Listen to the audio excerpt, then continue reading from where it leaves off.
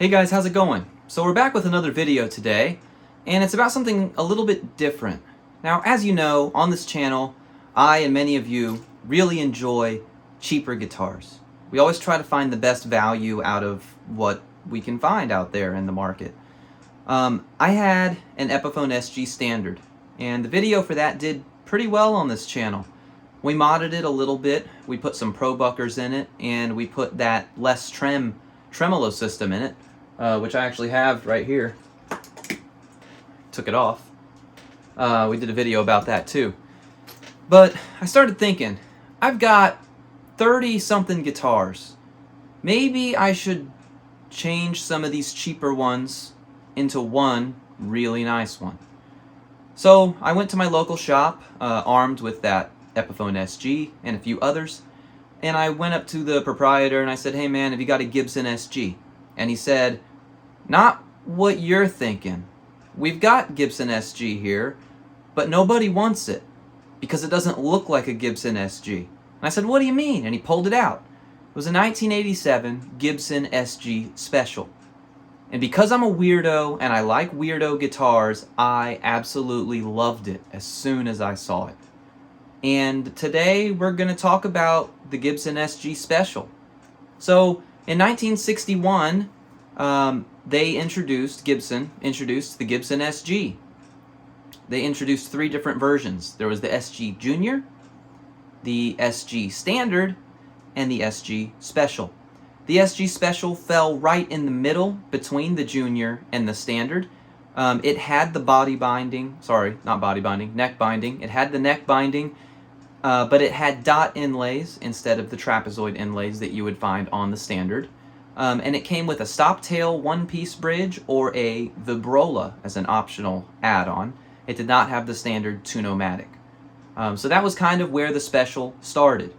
After that, they introduced the Tunomatic on this model back in '72, and many humbuckers were added in '72 as well until '76. I should add that in '61 it had P90s.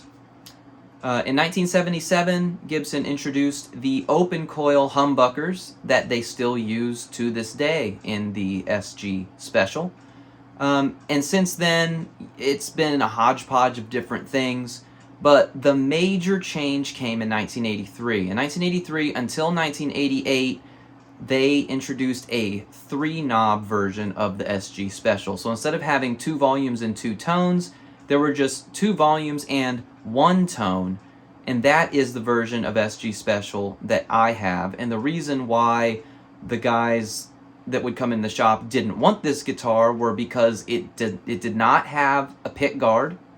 It had 2 volumes, 1 tone, and the 3-way switch was in a really weird place. And really, it doesn't look like a Gibson SG at all. It doesn't. If you didn't see the headstock logo and you weren't familiar with this model already, you'd probably assume it was an Epiphone. In fact, the one I got is the red one. It looks very similar to the Epiphone SG Special that was around early 2000s. Same deal. Bright colors and no pick guard. It had 2 controls instead of 3 and a bolt-on neck, but visually very, very, very similar. And then from '89 to present day, we've got 4 knobs again, a Tunomatic or a stop tail bridge, and it's been kind of random every year as Gibson has gone through it. So with this specific guitar that I'm talking about today, it's the 1987 version of the Gibson SG Special. This one had mahogany, alder, poplar body in multiple pieces, usually 2 or 3 pieces from what I can tell. And as far as which of those 3 woods were used, it appears to be totally random. This was a time in Gibson's history. It was the post-Norlin era, but just so. So they basically were making guitars with whatever stuff they had left from that era before they replenished their stock and their designs. So that's one of the reasons why people don't really like this guitar. The back of the neck was made of maple, and the fingerboard was rosewood ebony. I can tell you from visually looking at it, it is very dark. It's probably the darkest rosewood I've ever seen. Leads me to believe that it's either ebony or it's some sort of hybrid rosewood ebony kind of thing. On the official spec sheet from Gibson, it says rosewood/ebony, so go figure. I have no idea what that means.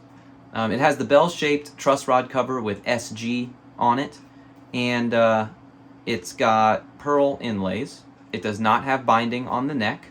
The scale length is your standard 24 3/4 scale length. You have your two-nomatic bridge, and you have Clouson style is what they're calling it. Clouson style tuners. They're Gibson Deluxe tuners with those greenish, yellowish, plastic-looking heads on those peg heads. The pickups are interesting, though. They are 1959 Les Paul reissue pickups is what they're calling them. They sound really good, and I really like them. Like I said before, it has the one volume, which is a master, two volume, one tone. The tone is a master tone, and then you have a volume for each pickup. Now, there are some people who say that by eliminating that other tone, you're going to get a better sound because that's one less thing to resist the sound of your pickups. I would argue that that's really only true in the middle position, as both pickups are running through one tone instead of both pickups running through its own tone, but the difference is going to be so negligible that I'm not really sure that it's really noticeable. This guitar came in several different finishes: Ferrari red, TV yellow, alpine white, ebony, antique sunburst, and vintage cherry sunburst. So that's the rundown and history of this guitar. Let's go ahead and get mine up on the bench and let's take a closer look at it. So here is my Gibson SG Special. I tell you what, it's so weird being able to say my Gibson SG, but you know, pretty cool. So here it is. This is what I was telling you about, right? So there's no pick guard. The pickups are open coil, 57 reissue Les Paul humbuckers. You've got your two-nomatic bridge. Interestingly here, or I should say two-nomatic, you got a stop tail and a bridge.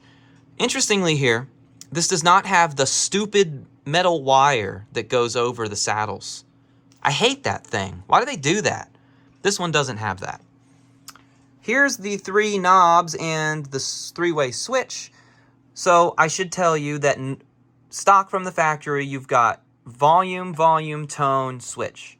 Whoever owned this guitar before me actually moved this volume over here and moved the switch here. I actually like that. Personally, it makes more sense that way.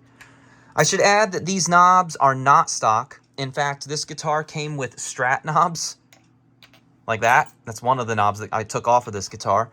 And I didn't have any knobs that fit besides these. This is actually from a Marshall amp. The little arrow broke off of it, and it was in a drawer, so I threw that on there for tone. And for volume, I have these two. I have no idea what they came from, but they fit, so I stuck them on there. And then, of course, here's your switch. Here's the fingerboard. Very dark, very nice, very nice. The fretwork on this is very nice too, but that could be from 40 years of a guy's hand running up and down the neck. I can't really speak to the quality of how it came from the factory. Go up to the headstock here. There's Gibson. There's your SG truss rod cover, and there's your nut. Here's your dot inlays. Very nice.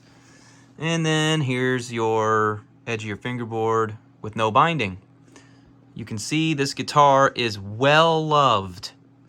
Pre-relict. You can see the scoring here. Some people are like, oh my God, it's god-awful, dude. What a piece of crap. But you know what? I don't mind it.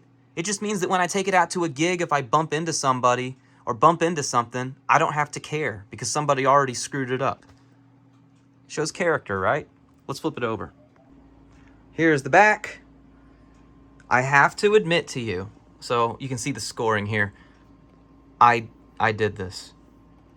And I'm not sorry about it. I gigged this guitar last weekend. My belt did that. And I don't care. That kind of thing happens. Here's the back of your neck. Here's your neck joint. It's, like I said, the condition of this guitar is not supreme, but that's okay. I'm using these little Fender strap lockers because the strap locks, the screw on the bottom here is too thick to fit through the strap lock. So I just took this strap that I really like, and I just took these washer things and stuck it on there, and that is not going anywhere. Let's move up the back here, and you can see Gibson Deluxe. I'm not going to show you the serial number because you're going to try to steal my guitar. You can faintly see Made in USA on the back there. So there's the guitar. Now it's time for the most important part. Let's plug it in and see how it sounds. Okay, so here we go. I've got the SG right here. And then, if you can see, I took the recorder and I stuck it in this chair facing, like in this little loopy thing on the chair to face it at the amp. I have no idea if that's going to work. So if it doesn't, we're just going to use the room sound. So we're going to start off here. This is sort of cleanish with some higher gain. And we're going to start it on the bridge. I'm just going to roll the volume up just a little bit.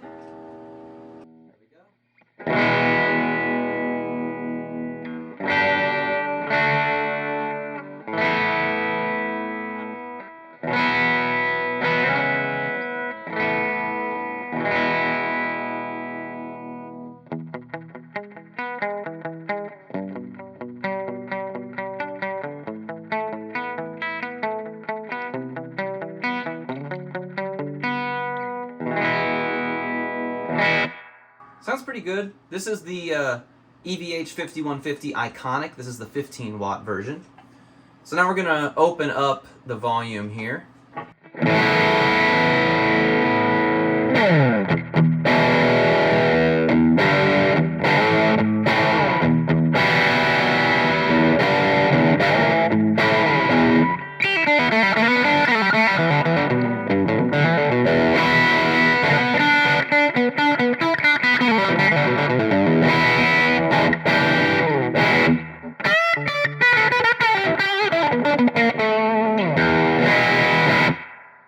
There you go. I think that sounds really good.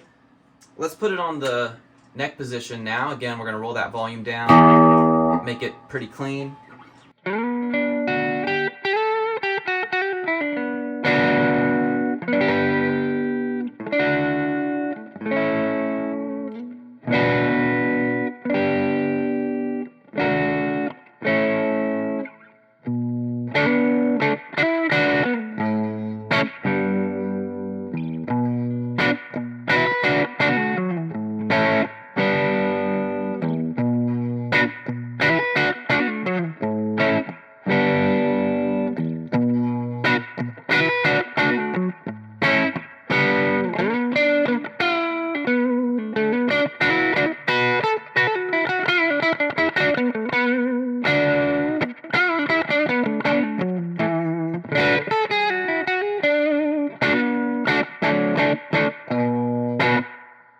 Sounds really good clean. Let's roll it up a little bit.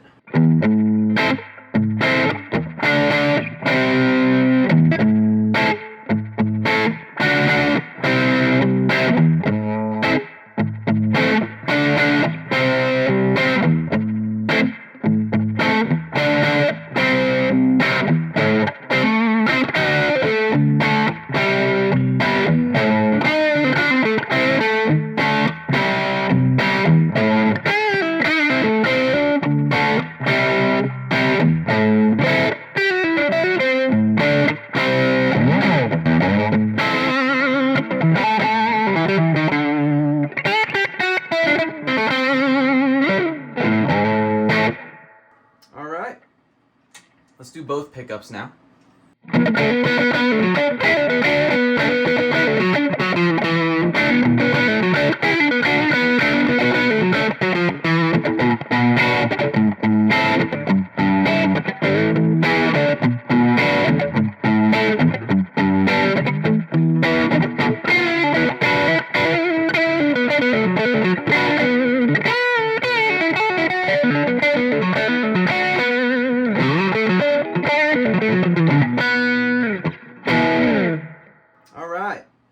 Let's crank it. Let's go to a really higher gain setting here. Let's go.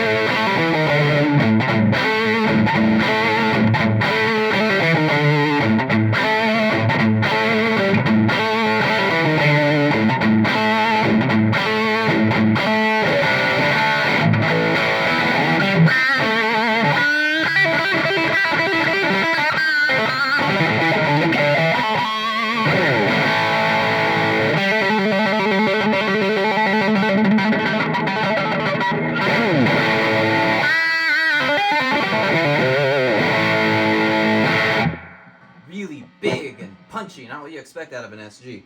Let's roll the volume back a little bit.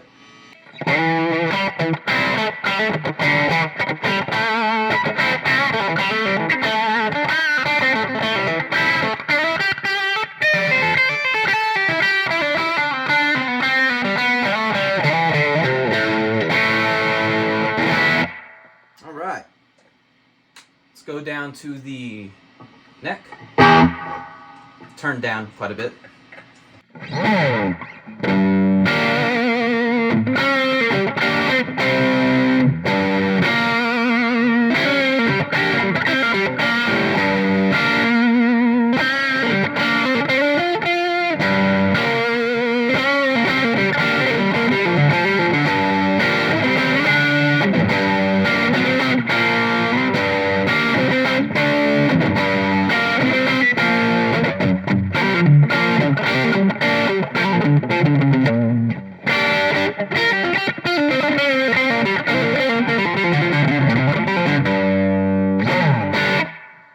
Turn that volume up a bit.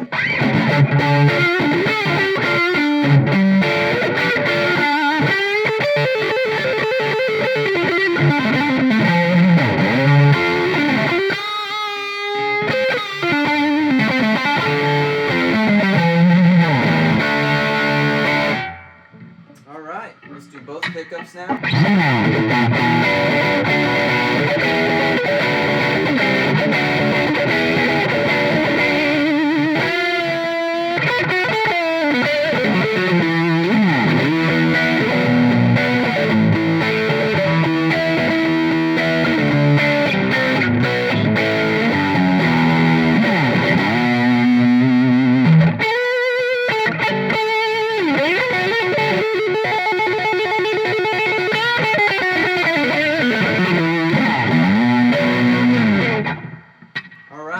Let's go to one of my favorite sounds out of this guitar. If we roll the tone back on the bridge position.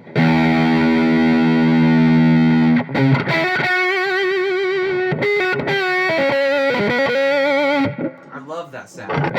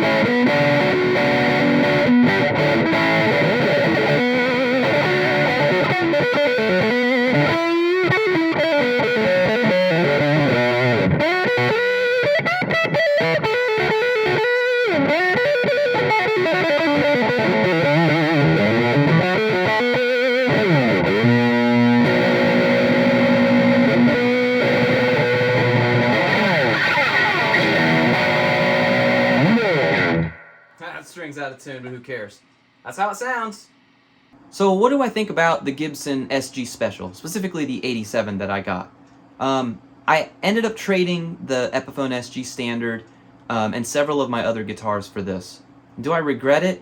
No, I really don't. It feels really good. I really like the way it looks. Some people may not, but I really like the way it looks.